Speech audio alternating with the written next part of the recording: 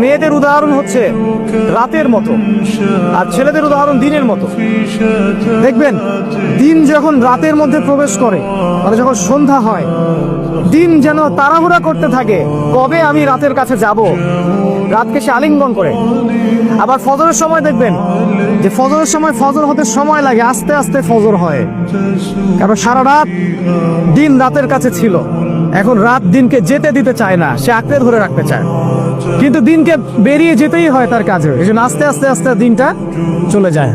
এই রাত আর দিনের সাথে আল্লাহ পাক নারী পুরুষের উদাহরণ। মেয়েদের উদাহরণ হচ্ছে রাতের মতো, আর ছেলেদের উদাহরণ দিনের মতো। দেখবেন দিন যখন রাতের মধ্যে প্রবেশ করে, মানে যখন সন্ধ্যা হয়, দিন যেন তাড়াহুড়া করতে থাকে, কবে আমি রাতের কাছে যাব, রাতকে সে আলিঙ্গন করে। আবার ফজরের সময় দেখবেন যে ফজরের সময় ফজর হতে সময় লাগে, আস্তে আস্তে ফজর হয়, কারণ সারা রাত দিন রাতের কাছে ছিল।